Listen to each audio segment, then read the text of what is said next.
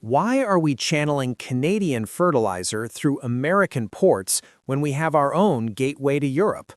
Why are prairie farmers compensating American logistics companies when Churchill can reduce their costs and enhance their control? That was Mark Carney addressing Saskatchewan farmers in March 2025. Not a question, a declaration. Canada was finished treating the United States as the obligatory intermediary for its agricultural exports. For decades, Canadian grain and fertilizer flowed south before reaching any other destination. Saskatchewan grows the wheat. Alberta produces the canola. Canada mines more potash than any nation on Earth. But to reach global markets, almost everything traveled through American ports, American railways, American logistics chains. Washington collected the fees, American companies controlled the routes, Canadian farmers paid the premium.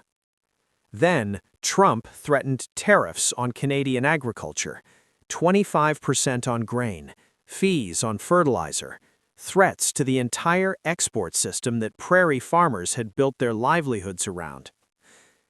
Carney examined a map and recognized what should have been evident all along. Canada is the world's largest potash exporter, the third largest wheat exporter, a grain superpower, and it possesses a deep-water Arctic port that eliminates thousands of kilometers off the route to Europe compared to going through Vancouver or American terminals. The Port of Churchill, abandoned for decades, chronically underfunded, treated as a historical curiosity rather than strategic infrastructure, until Trump provided Canada the motivation to finally utilize what it already possessed. Tonight, we're revealing how Canada is restructuring $780 billion worth of agricultural trade, how Saskatchewan fertilizer companies are bypassing the United States entirely, and how the Arctic port that everyone dismissed is becoming the corridor that excludes American logistics companies from the most valuable agricultural supply chain in North America.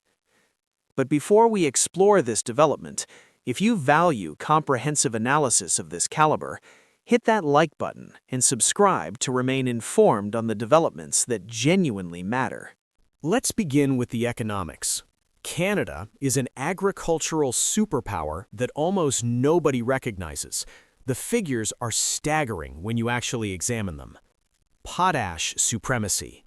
Canada is the world's largest producer and exporter of potash, 32% of global production, 41% of global exports, 1.1 billion tons still in the ground.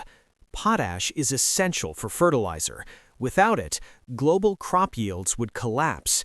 Half the world's population depends on nitrogen fertilizers made using potash. Canada literally helps feed billions of people. Grain powerhouse. Canadian wheat exports are worth roughly $11.5 billion annually, 27.7 million tons, reaching over 80 countries. Canada is the #1 exporter of high-quality, high-protein wheat. When the world needs premium grain, they purchase Canadian. Canola, barley, oats, lentils, peas. Canada dominates global markets in specialty crops.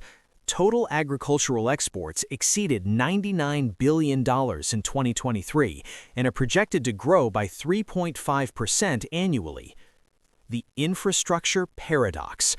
But here's the absurd part. Despite being a global leader in agricultural production, Canada routes most of its exports through infrastructure it doesn't control. Western Canadian grain goes to Vancouver, which is perpetually congested, or it travels south through American ports. Fertilizer from Saskatchewan mines moves through American logistics networks to reach international buyers. The United States takes a cut at every stage. Port fees, railway charges, logistics premiums. American companies profit from Canadian agriculture without growing a single kernel of wheat or mining an ounce of potash. Canadian farmers understood this was inefficient, but the infrastructure to bypass it didn't exist. Vancouver was the only year-round Pacific port with serious capacity. Going east meant the St. Lawrence Seaway, which added weeks to transit times. The alternative routes simply weren't viable. So everyone accepted that agricultural exports meant American dependency. It was just how the system functioned. Until Trump made clear that American infrastructure came with American political control. The Port of Churchill has been Canada's most tragic infrastructure failure for nearly a century.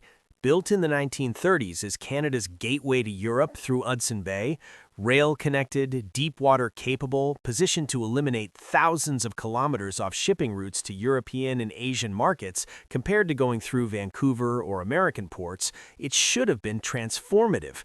Instead, it became a symbol of federal neglect and political indifference, chronically underfunded, seasonal operations only, minimal traffic. By the 2000s, Churchill was handling so little cargo that people openly questioned why it existed at all. The dollar sale. The port and railway were sold to a private American company called Omnitrax for $1 in 1997. $1 for a deep-water Arctic port and 1,300 kilometers of railway. That should indicate how little value anyone perceived in it. Omnitrax ran it into the ground, minimal maintenance, no investment. When flooding washed out the rail line in 2017, Omnitrax essentially abandoned it. The port sat idle, the railway was unusable, Churchill was cut off. In 2018, a consortium of 41 First Nations communities in northern Manitoba towns purchased the port and railway. They called it Arctic Gateway Group. Most people viewed it as a symbolic gesture, Indigenous communities taking ownership of neglected infrastructure that probably had no commercial future. What nobody anticipated was that 5 years later, the strategic situation would change so dramatically that Churchill would suddenly become essential. In March 2025, Genesis Fertilizers, a Saskatchewan-based company planning to construct a massive nitrogen fertilizer plant, announced a partnership with Arctic Gateway Group. They would source and import phosphate and ammonium sulfate through Churchill. They would export finished fertilizer products through Churchill, completely bypassing American infrastructure. CEO Jason Mann was blunt about why. Canadian farmers are trying to empower themselves to control their supply of fertilizer. We're in a global market, and we need to think globally. Why can't we produce nitrogen fertilizer in Western Canada and send it out through Churchill to Europe? The economics were compelling. Churchill sits on Hudson Bay, which connects directly to Atlantic shipping lanes. Shipping fertilizer from Saskatchewan to Europe through Churchill is significantly shorter than going through Vancouver and around South America, or routing through American ports in the Panama Canal. Genesis was planning to produce 1 million tons of fertilizer annually, requiring 300,000 tons of phosphate imports. All of it would flow through Churchill. Currently, that phosphate enters Canada from the United States. The new route eliminates American middlemen entirely. This wasn't charity or patriotism, it was business. Churchill offered shorter routes, lower costs, and independence from American political interference. When Genesis ran the figures, Churchill made more sense than the traditional routes everyone had used for decades. And if one fertilizer company could make the economics work, others would follow. The entire Saskatchewan fertilizer industry, worth billions annually, could potentially restructure around Churchill instead of American logistics chains. Fertilizer was just the beginning. The real prize is grain. Canada exports roughly 29 million tons of grain annually just from Vancouver. Churchill's historical capacity was tiny by comparison, maybe a few 100,000 tons in a good year. But Arctic Gateway Group wasn't planning to compete with Vancouver for current traffic. They were planning to capture trade that didn't exist yet because the infrastructure couldn't support it. Port of Churchill Plus, the project, the centerpiece of Carney's Arctic strategy, includes massive upgrades to grain handling infrastructure, new storage facilities, modern loading equipment, expanded rail capacity. The goal is to transform Churchill from a seasonal port handling minimal cargo into a year-round gateway capable of handling millions of tons annually. With icebreaker support extending the shipping season from 4 months to potentially year-round operations, Churchill becomes viable for consistent grain exports. Saskatchewan wheat and canola that currently goes through Vancouver, which is perpetually congested and increasingly expensive, could route through Churchill to European markets faster and cheaper. The route to Europe through Churchill cuts roughly 6 days off the journey compared to Vancouver. For grain traders and international buyers, that's significant. Faster delivery means lower logistics costs, less spoilage, better market timing, and critically, zero American involvement. Canadian grain grown by Canadian farmers, transported on Canadian railways, exported through a Canadian port to European buyers. The United States collects nothing. American logistics companies get nothing. Canadian agriculture becomes genuinely independent. So where does the $780 billion figure come from? It's the projected value over the next decade of the agricultural trade that Churchill could capture, not total Canadian agriculture. Churchill will never replace Vancouver entirely, but the specific flows that make economic sense to route through Arctic waters. Saskatchewan potash exports alone are worth roughly $5.5 billion annually. If even half of that shifts to Churchill over the next decade, that's $27.5 billion. Grain exports, Canadian grain to Europe and Asia that could route through Churchill more efficiently than current paths. Conservative projections estimate 15 to 20% of current export volumes could shift north. That's billions in grain, canola, and specialty crops annually. Additional trade flows, fertilizer imports and exports that currently go through American infrastructure, critical minerals from northern mines, liquefied natural gas if Alberta's proposed energy corridor to Churchill gets built. Add it all up over a decade, factor in growth projections, and you're looking at $700 to $800 billion in trade that could flow through Canadian Arctic infrastructure instead of through American-controlled routes. The United States doesn't lose all of that. Some trade will always go through traditional routes, but American logistics companies, ports, and railways that have profited from Canadian agricultural dependence for generations are watching a significant chunk of that business prepare to bypass them entirely. Here's what makes this strategic rather than just economic. Once infrastructure is built and supply chains are established, they're very difficult to reverse. If Genesis Fertilizers builds its plant around Churchill logistics, it's not switching back to American routes just because Trump offers concessions later. If grain elevators and storage facilities get built in Churchill, Saskatchewan farmers will use them because they're more efficient.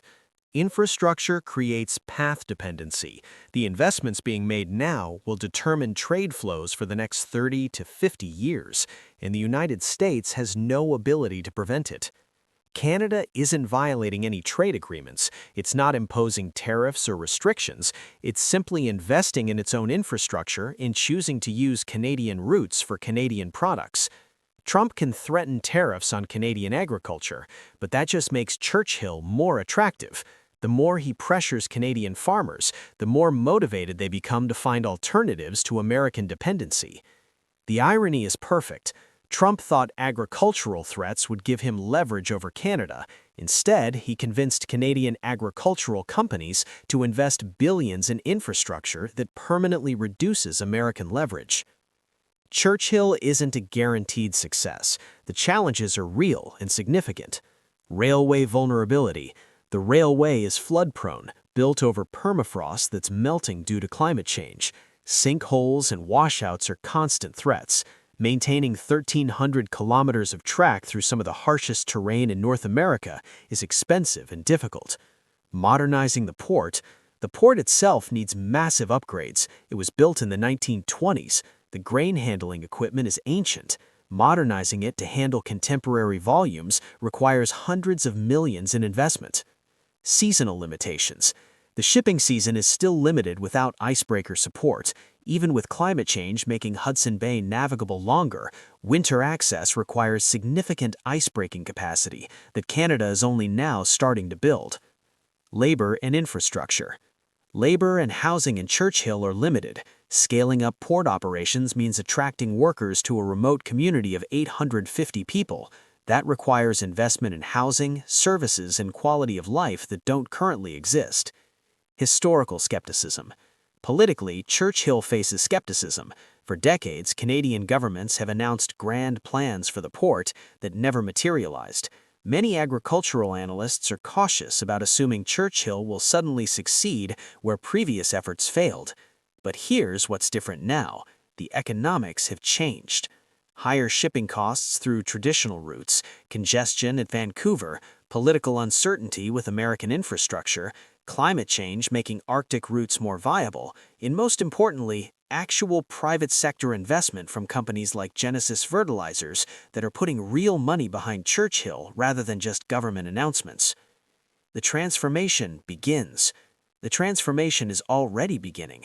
Genesis Fertilizers is proceeding with its Churchill logistics strategy. Arctic Gateway Group is negotiating with additional agricultural companies about using the port. Critical mineral shipments are starting to flow. Saskatchewan Premier Scott Moe has publicly backed Churchill expansion as a trade diversification strategy. Alberta is exploring an energy corridor to Hudson Bay. Multiple provinces are recognizing that reducing dependence on American infrastructure serves their economic interests. The federal government under Carney has committed $180 million over 5 years to Churchill infrastructure. Not enough to complete the transformation alone, but enough to signal this is a national priority rather than a regional project. The projected timeline is aggressive: expanded grain handling capacity by 2027, fertilizer imports and exports ramping up by 2026, extended shipping season with icebreaker support by 2030.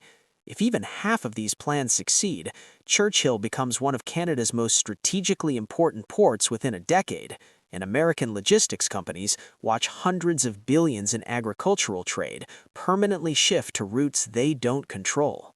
This is about more than ports and grain. It's about Canada demonstrating that American pressure backfires when it forces strategic recalculation. For decades, Canadian agriculture accepted American dependency because the alternatives didn't exist. Trump's threats didn't make Canada weaker. They made the alternatives economically compelling enough to actually build. Every ton of fertilizer that flows through Churchill instead of American ports is proof that Canadian industries can function without American authorization. Every grain shipment that bypasses Vancouver for Hudson Bay is evidence that Canada can restructure supply chains around national interest rather than convenience. And the $780 billion figure isn't just about money, it's about leverage. Trade that flows through infrastructure you control gives you power. Trade that depends on someone else's infrastructure gives them power over you. Trump wanted to use Canadian agricultural dependence as leverage. Instead, he triggered investments that eliminate that dependence. And once Churchill is operational, once supply chains are restructured, once agricultural companies have adapted to Arctic routes, that leverage doesn't return. Canada isn't shutting the United States out of agricultural trade entirely. American markets will always be important. But the assumption that Canadian agriculture has no choice but to flow through American infrastructure, that assumption is melting as fast as Arctic ice.